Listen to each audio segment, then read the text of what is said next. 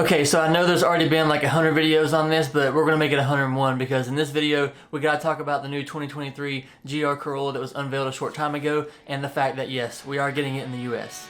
Let's get into this.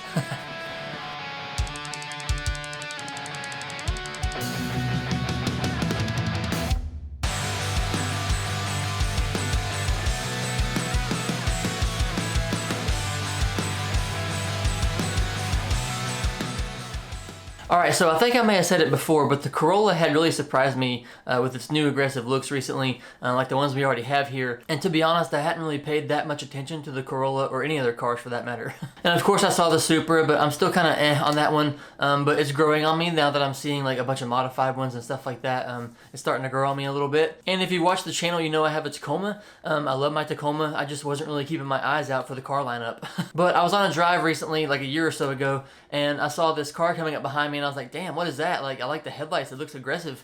And then it passed me and I was like, that was a Corolla?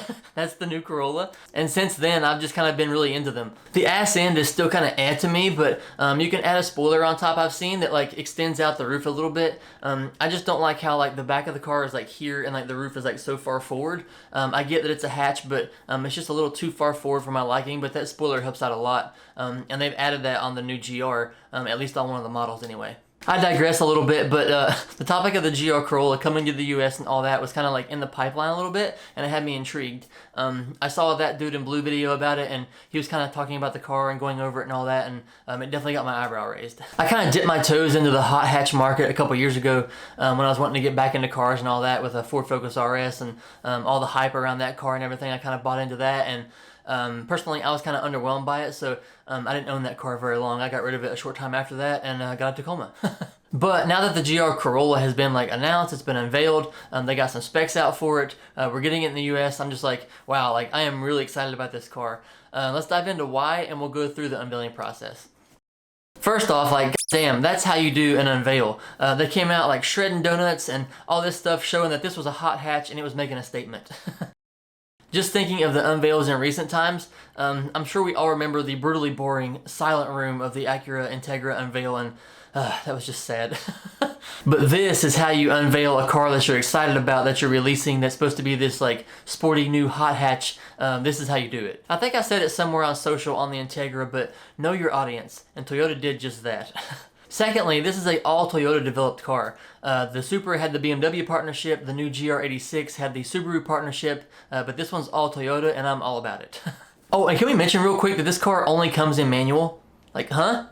It's almost as if a manufacturer is actually listening to the people of what they really want in a new sports car. Weird. Sidebar, they are said to be bringing the manual transmission to the Supra, which has to be a response to the, let's face it, amazing 400Z from Nissan, which good on Toyota for making that pivot to keep the Supra relevant, in my opinion.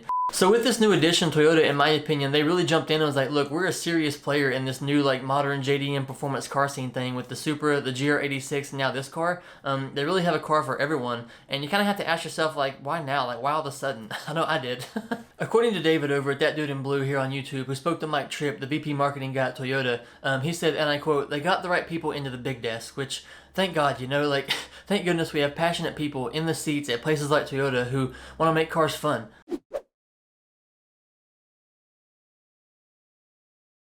I asked him a pretty important question. What changed at Toyota? What was the magical spice that changed everything? And he said, good leadership. Good leadership at Toyota got passionate people behind the big desk and got people really in the weeds of it saying, look, we have tons of cars in our lineup that can pay the bills for some fun cars. So let's take the chance to build the fun cars. I am so sick of seeing crossovers and honestly these lame attempts at like reviving old cars because the name was iconic and you thought you could ride the coattails into bringing out a new crossover model. Integra. Now, on to the styling.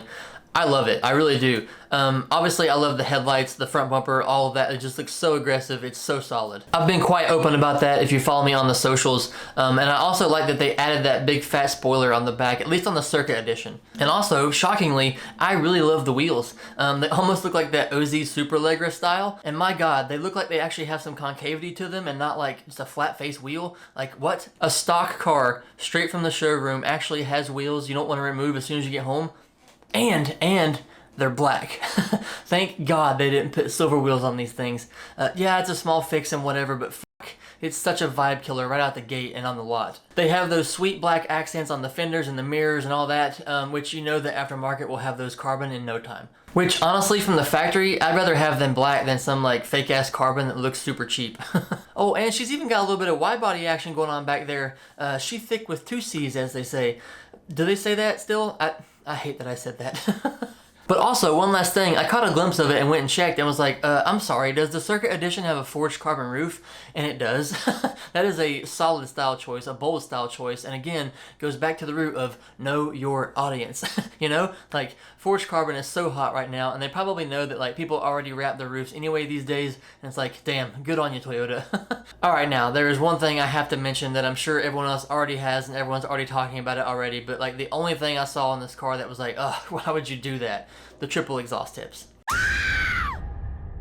I was like, I knew it. There had to be something on this car that was like super gimmicky and just like, ugh, like look at me, I'm a car part. But I will say that once I learned that all the exhaust tips are fully functional, they're designed in a way that helps the car get that 300 horsepower, I was like, okay, that makes sense. It's 3 exhaust tips, but I get it. At least they actually had a reason, and it's for the car's benefit, and they didn't just throw on 3 honking exhaust tips and only one of them works.